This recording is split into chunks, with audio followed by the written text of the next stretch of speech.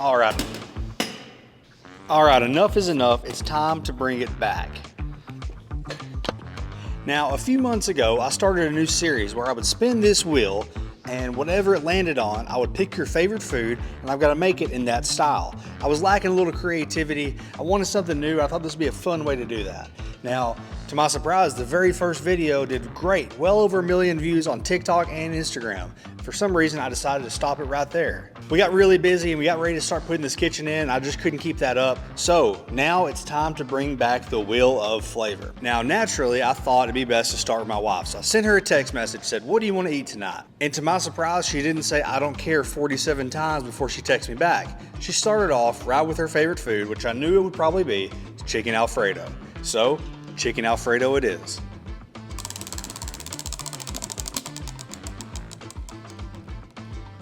Chicken Alfredo sandwich coming right up.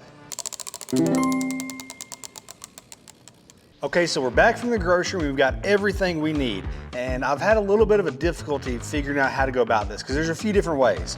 First of all, I think that we need a long sandwich roll, something almost like a Philly cheesesteak roll. Then I thought about how funny it might be if we actually put pasta in this, like some fettuccine. That would kind of just be a ridiculous sandwich at that point. You could probably use lasagna sheets if you really wanted pasta involved, but I don't think it's necessary. I think we can make a really good sandwich here.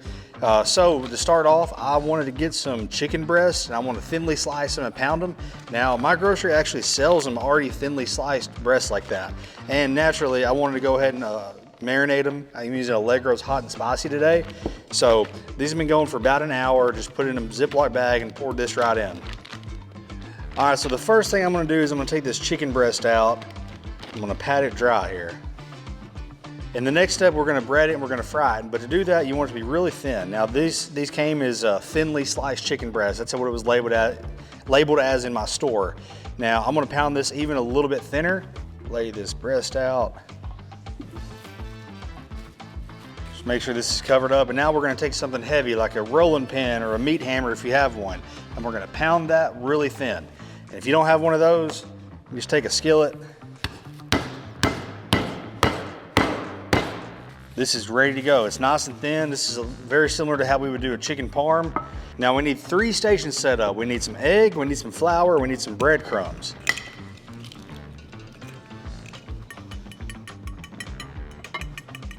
Now you have to season your flour and your breadcrumbs. If you don't, an Italian grandmother is gonna come haunt you in your nightmares. It's the rules, everybody knows it. Make sure you season everything. I like to season the egg batter too. And all we do now is we're gonna go into the flour, press it into it, get both sides. And we want to be sure to kind of press the chicken into the flour, make sure everything's nice and coated there.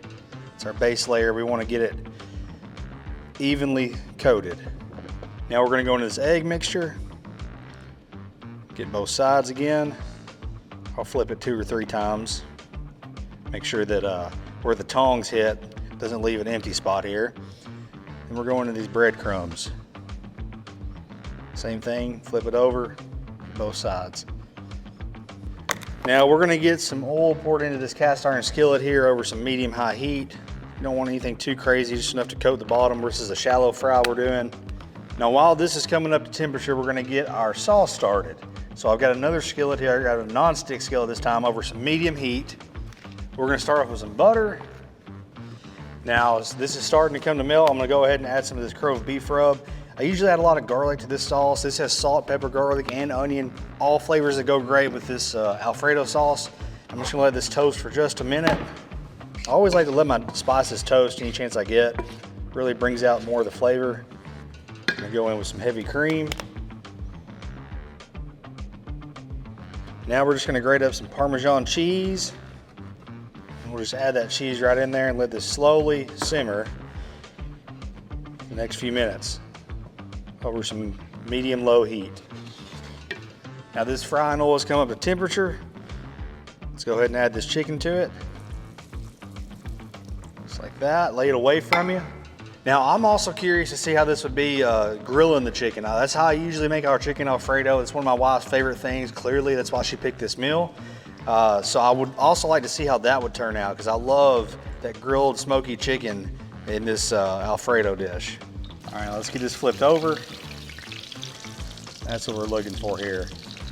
Now you do want to make sure you keep this over the middle of the eye. I think this side clearly was on the cooler side, so we'll need to work on that a little bit. You want to make sure you got some even heating going on. But that's the benefit of having this really thin chicken cutlet, is so that we can cook it nice and quickly and still keep that good crust while the inside gets completely cooked. Now I'm going to finish this sauce with some fresh parsley. I've never been the biggest fan of parsley. It doesn't add enough flavor for me, but you can't deny it adds the best pop of color. I do love to see that in some Alfredo, so I'm just gonna chop some up here. Now we'll add that to the sauce. Give it just another minute on that side, let that finish cooking, but that crust is what we're looking for here. All right, let's take this chicken, just dab it on this paper towel, and let it rest. I'm gonna finish this and let it rest with some of this curled beef rub. And give it about 5 minutes. While we're doing that, let's work on this sandwich roll. Now I think you could experiment with this and come up with something a little bit different with the bread, but I think this is a pretty good way to do it as well. This is just a regular sandwich roll. I'm gonna split it open. Let's get that buttered up and toasted. So to toast the bread, I've got this grill pan over some high heat. I'm just using the grill pan because it's longer than most of my other pans, so it'll fit in this. I'm just gonna hit some butter, take it,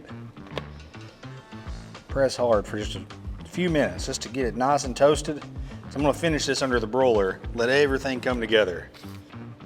And after a few minutes, be good to go. All right, let's take this chicken cutlet here and let's slice it up.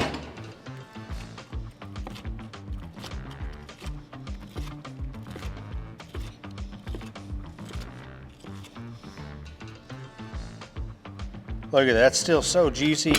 Got all that breading. Ooh.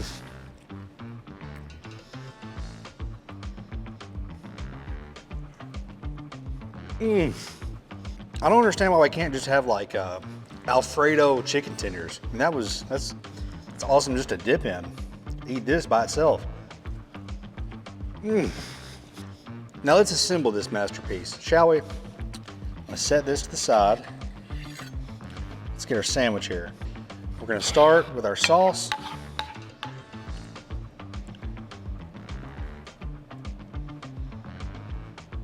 Going in with the chicken.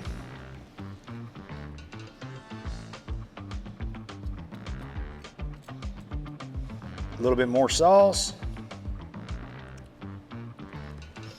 Now I debated this part. I debated about the cheese. I didn't know if it needed it. I don't think it needs it, but I think obviously cheese is gonna make it better because cheese makes everything better, let's be honest. So I'm gonna go with mozzarella. Went back and forth on the kind of cheese. Do we want pepper jack? Do we want mozzarella? I think this is gonna be the best, creamiest, meltiest. This sandwich is supposed to be a mess. It's a chicken Alfredo sandwich. Let's see if we can keep this thing together under the broiler for just a minute. And the result is, I think this might be my masterpiece. Gotta give it a little parsley, gotta give it that pop of color. Now, look at that. All right, moment of truth. Oh, here we go.